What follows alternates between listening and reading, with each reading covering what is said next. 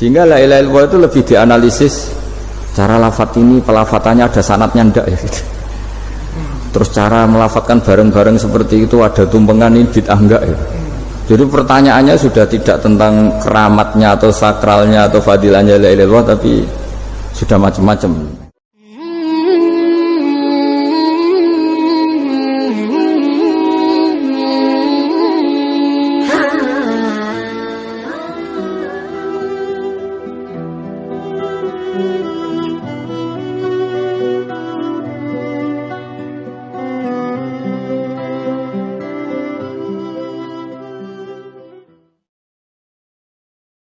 Karena dari awal ini ngaji untuk seneng ya, untuk farhah itu seneng. Tidak tahu saya bacanya Farhatul Aidin wa Falahul Faizin ya Pak Ketua, Pak Tamam.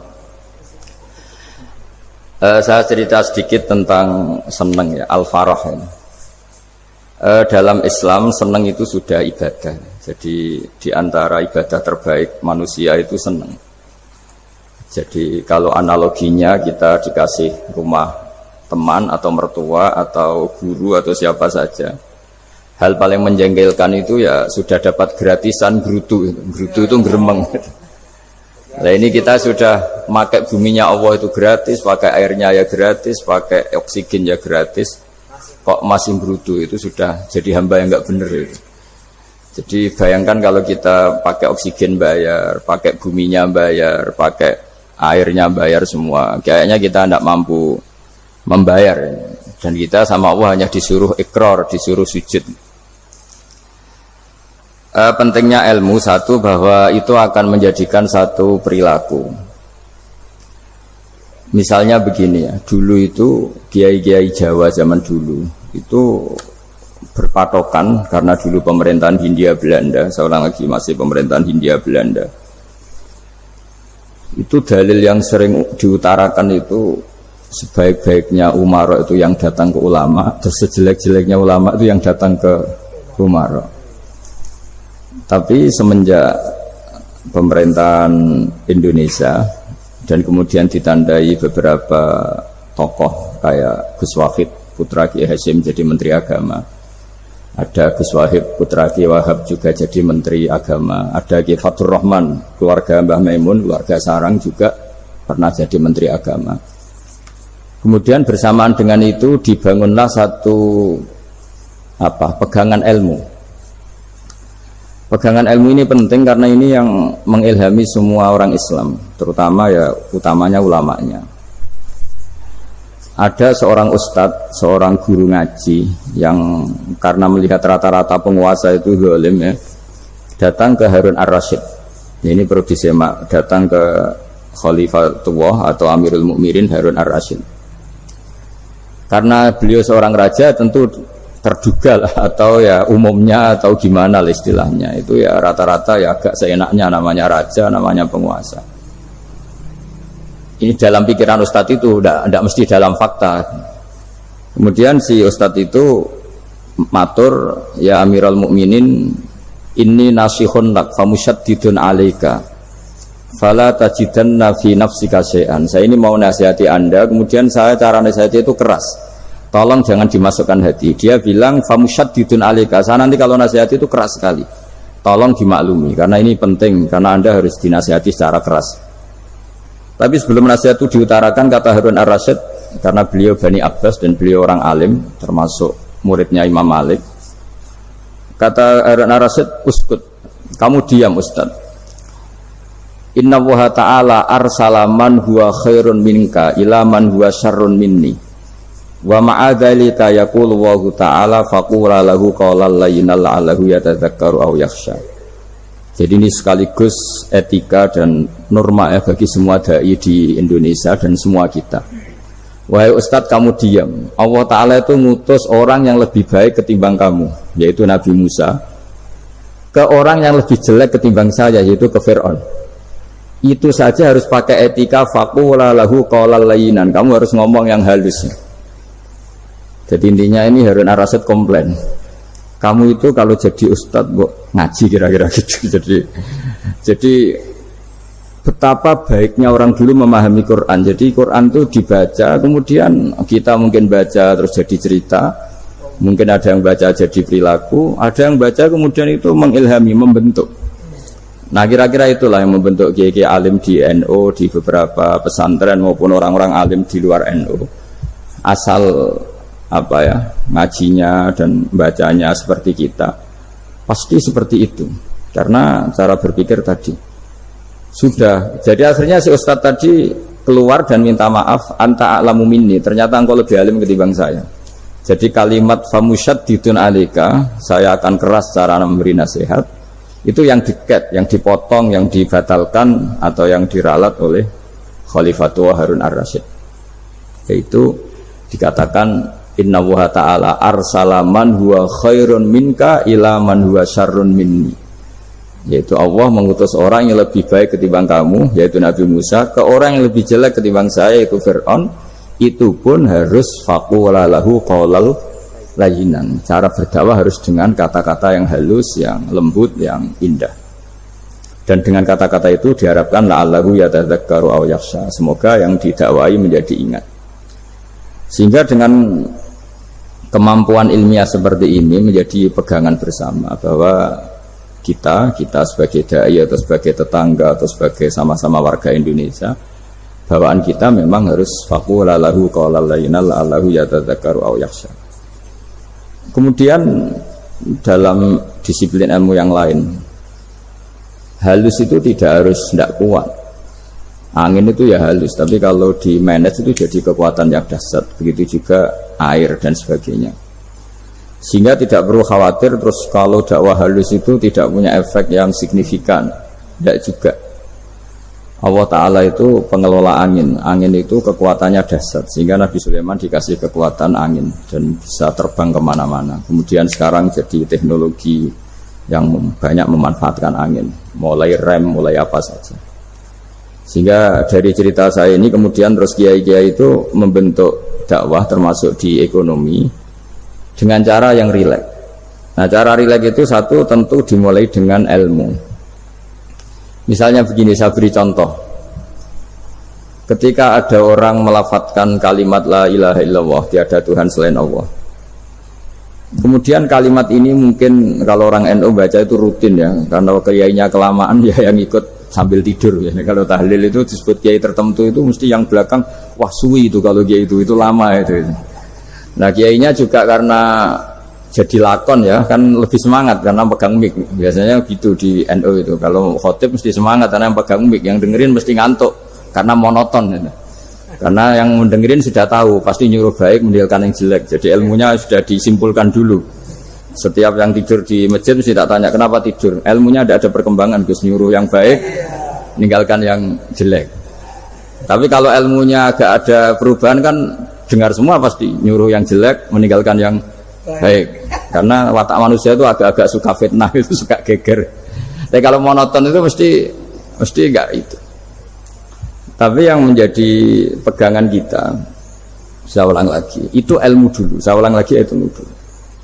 Saya berkali-kali menyontohkan, kalau ada orang kafir, orang yang tidak bersyahadat 70 tahun, kemudian dia bersyahadat sekali saja di akhir hayatnya, itu kata Allah, qulil ladzina kafaru iyantahu yughfar lahum ma qad salaf.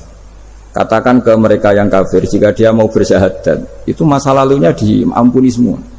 Sehingga kedahsyatan kalimat ini luar biasa. Orang yang kafir 70 tahun saja, barokahnya la ilaha illallah ini, dosanya bisa diampuni semua. Nah kemudian karena ilmu ini tidak begitu populer atau kurang dipopulerkan, atau kita sendiri kurang menghayati, sehingga la ilaha illallah itu lebih dianalisis cara lafadz ini, pelafatannya ada sanadnya enggak ya gitu. Terus cara melafatkan bareng-bareng seperti itu ada tumpengan ini bid'ah enggak ya. Jadi pertanyaannya sudah tidak tentang keramatnya atau sakralnya atau fadilahnya la ilaha illallah, tapi sudah macam-macam. Wiridan cara seperti ini ada hadisnya enggak, legal enggak, terus ada sanadnya enggak. Jadi saya mohon semohon-mohonnya untuk teman-teman yang di Al-Iman itu harus ngaji ya. Ngaji itu nanti kamu tahu cara mandang sebuah ibadah atau perilaku atau apa sajalah tahu. Karena al ilmu yurisul ahwal, ilmu itu bisa mengilhami cara pandang. Dulu yaitu saya ulang lagi, ketika zaman Hindia Belanda, karena pemerintahnya Hindia Belanda itu ulama-ulama keras sekali, sejelek-jeleknya ulama itu yang datang ke Umaro. Tapi setelah era Mbah Hashim, era sampai Mbah Maimun, itu mereka peduli sama Umaro, sama semuanya sama-sama warga Indonesia yang ingin melihat Indonesia yang lebih baik. Sehingga banyak, ya kakak saya sendiri pernah wakil bupati, terus putra Mbah Maimun wakil gubernur, ini teman saya Kiai Hafid ya bupati. Semenjak itu terus, dan itu nggak lepas dari cara pandang. Ya itu cara pandang diantaranya adalah cerita tentang Nabi Musa yang Allah tetap peduli sama Fir'aun, sehingga tetap didakwai Nabi siapa? Musa. Dan posisi Musa datang bukan memanggil. Ya cuma sampai sekarang tuh belum pernah ke kantor bupatinya Pak Hafid, karena kadang-kadang orang terus curiga mengajukan proposal, jadi agak repot. Ketemu bupati itu sialnya kiai kan mesti pikirannya orang bupati ini nyangoni, kiai ini disangoni itu terus kayak kita fakir miskin itu. Jadi makanya saya itu belum pernah datang, tapi alhamdulillah karena beliau berambisi menjadi wa khairul umara mayatuna babal ulama. Jadi datang tapi sangat ambisius ingin mengalahkan ulama, karena dia kalau datang statusnya lebih tinggi. Ya tidak apa-apa, ini tawaduk tapi niatnya agak begitu tawaduk. Jadi datang. Makanya saya kemarin Yusuf Mansur pas datang, Pak Ustadz Yusuf Mansur saya datang harus sekali saja, kalau kedua kali ribet. Karena kalau beliau datang dia punya status tawaduk. Lama-lama yang didatangi jadi takabur, saya jadi yang ahli neraka, dia ahli surga. Saya akan rugi dong. Artinya rugi, gue kehilangan teh, kehilangan kopi, dia beliau berstatus tawaduk, saya berstatus takabur, kan repot. Makanya saya berharap jangan datang lagi. Karena jadi repot itu, jadi repot kan. Padahal saya kalau disuruh datang ke Jakarta kayaknya ya berat, selain sibuk juga takut ganggu saya ini. Jadi saya sering di Jakarta tapi ya tadi jarang ya. Biasanya nganggarkan waktu hanya pas saja, tidak kurang tidak lebih. Biasanya ngajar di pondoknya Pak Kures itu di Baitul Quran ya. Hanya ngajar santri-santri itu. Nah, jadi pemahaman Quran dulu itu kata Imam Ghazali, ini sekaligus karena ada Pak Ustadz Yusuf Mansur, itu membaca Quran itu membaca, bukan bercerita. Kalau kamu membaca seperti ini, kunta qori'an, kamu pembaca. Pembaca itu yang mengambil pelajaran. Tapi kalau kamu hanya cerita, itu namanya kunta hakian. Sebenarnya Anda tidak membaca Quran, tukang cerita. Misalnya tadi cerita Nabi Musa datang ke Fir'aun. Itu kalau kamu hanya cerita, wah dulu itu ada orang namanya Fir'aun didakwai Nabi yang namanya Musa. Ya namanya tukang cerita. Kalau kamu pembaca tidak gitu. Betapa baiknya Allah, orang sengawur Fir'aun saja inginnya Allah masih ingin diselamatkan dengan mengutus Nabi Musa kekasihnya. Itu namanya kunta qori'an, kamu pembaca betul, bukan kunta hakian, kamu tukang cerita. Begitu juga seterusnya tentang Quran, ayat-ayat seterusnya. Sehingga yang diharapkan dari pembacaan Quran itu memang kita sebagai ahli baca, ahli mu'tabir ya, ahli yang ngambil pelajaran, bukan tukang apa? Cerita. Sehingga dulu ketika Sayyidina Umar radhiyallahu anhu ketika membuka Baitul Maqdis atau Baitul Muqaddas dan diajak syukuran, pesta-pesta makan itu, beliau nggak mau.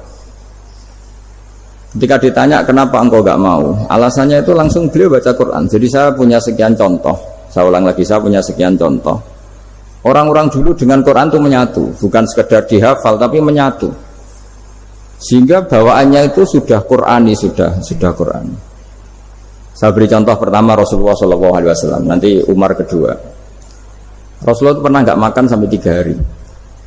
Terus ditanya oleh sahabat, lalu kekuatan engkau bisa hidup apa? Terus menghentikan al-aswadani, maksudnya itu tamar dan air, hanya makan kurma dan air.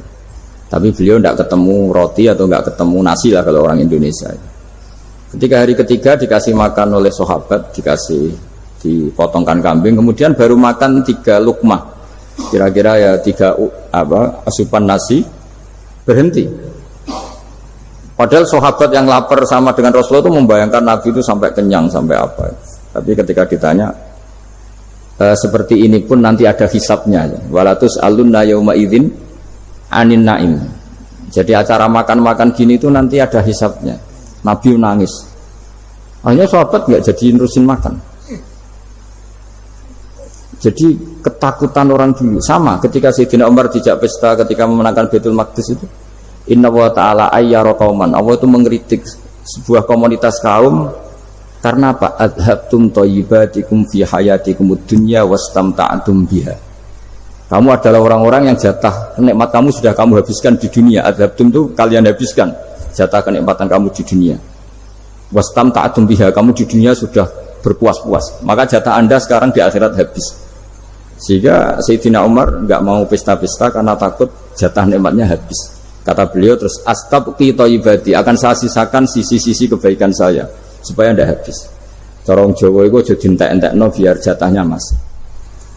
Sehingga di dunia kiai itu ya meskipun saya akrab bupati, akrab mungkin wakil gubernur, saya itu ya jarang ketemu. Karena kalau orang Jawa bawaannya ketemu ya makan-makan, guyon-guyon. Nak keterusan ras demul biswarga.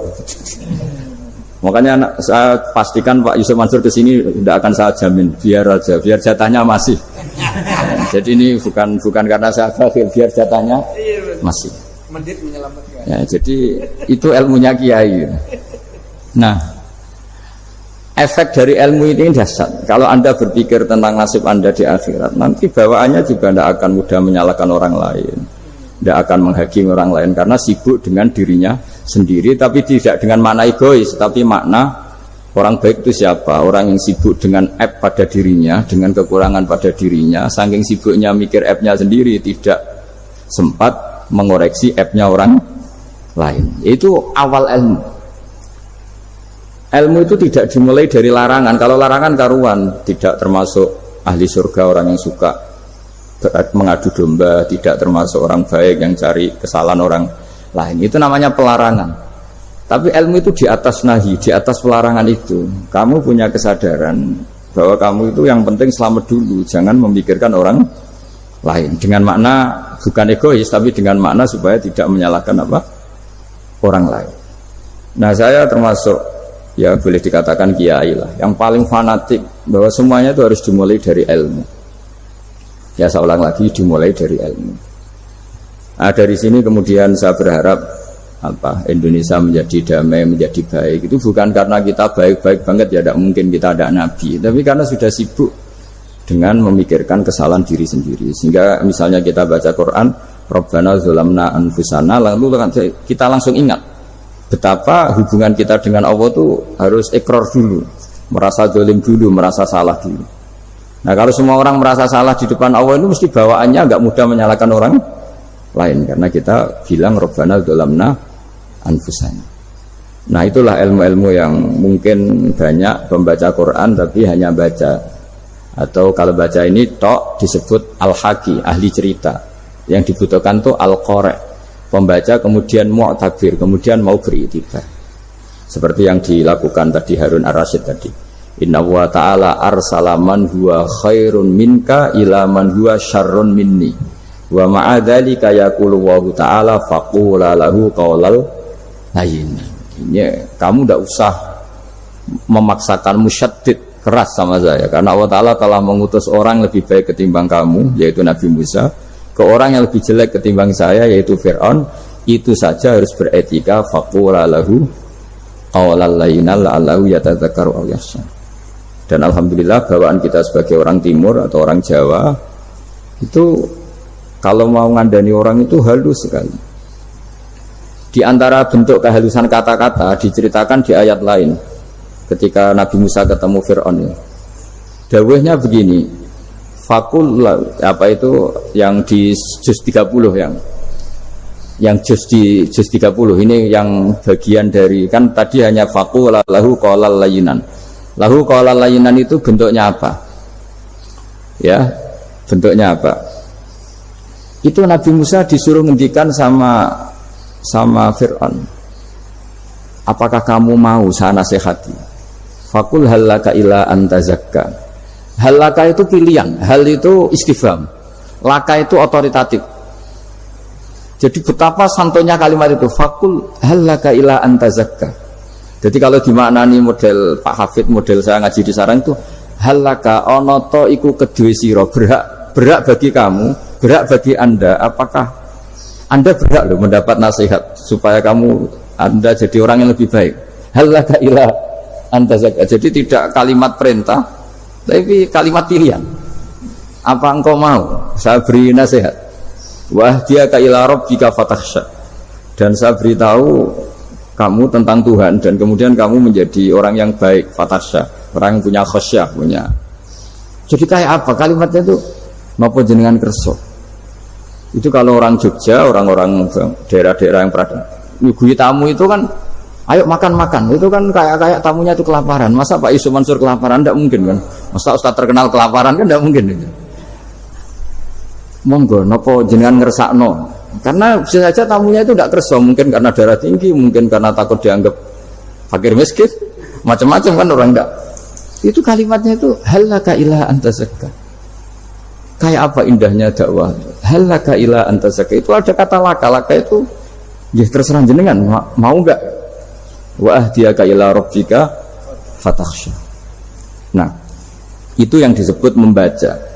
Kunta qori'an la hakian. Anda benar-benar membaca Quran, bukan sekadar pencerita.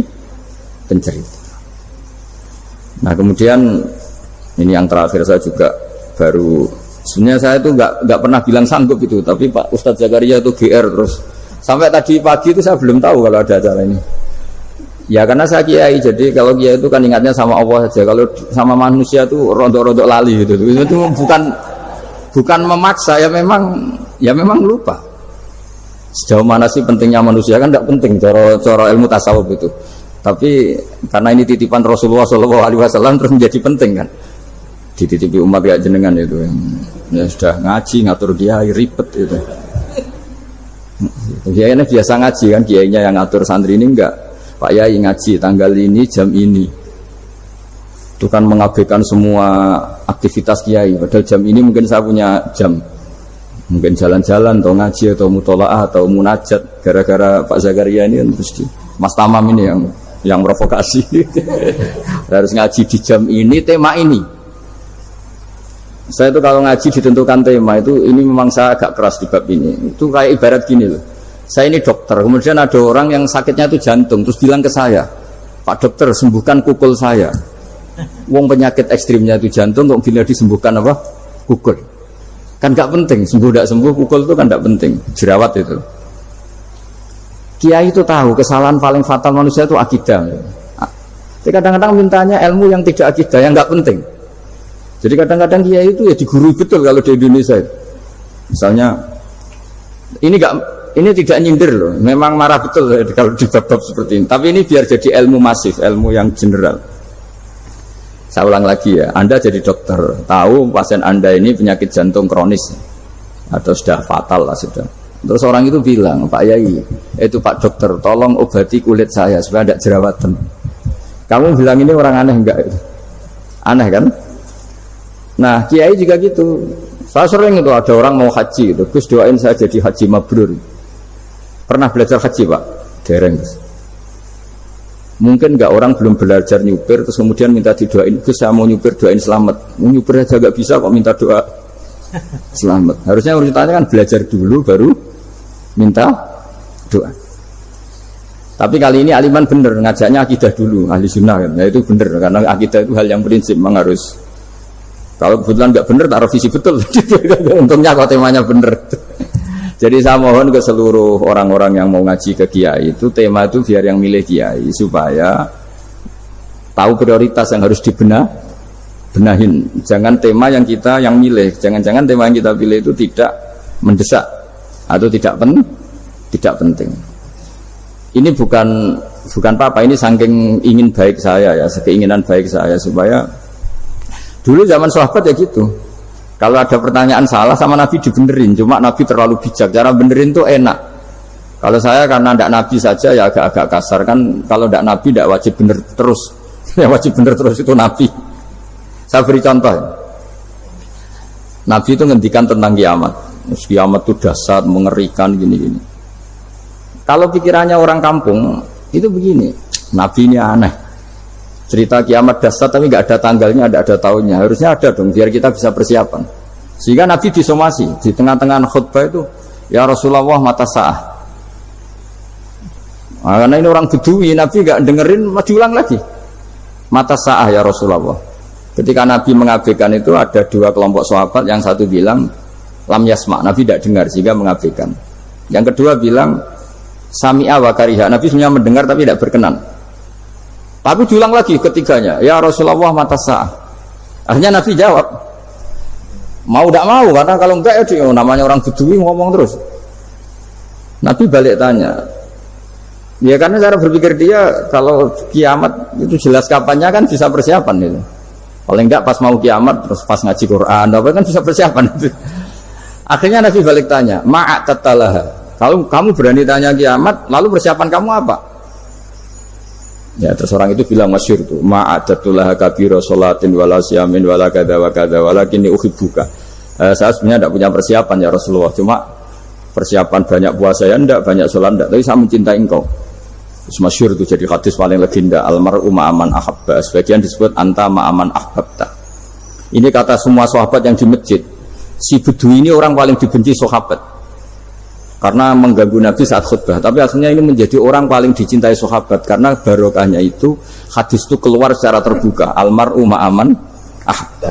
Sebagian riwayat yukhsyarul mar'u ma'aman ahabba, nanti orang akan sowan sama Allah bersama orang yang mereka cinta. Itu sahabat-sahabat fama farihu ba'dal Islam farahahum biadal hadis. Mereka tidak pernah senang setelah masuk Islam sesenang hadis ini, karena kita tidak perlu soleh-soleh banget, cukup nyintai orang apa soleh gitu. Makanya saya sekali bilang itu ya, kadang-kadang saya jadi orang alim itu ya ruginya tadi. Misalnya ya, untuk menjadi orang alim kan harus hafal Quran, ngaji Bukhari, Muslim, Ikhya. Ternyata pengumuman kedua orang nggak bisa apa-apa, gelombang kedua para pecinta, waduh itu kan repot ya.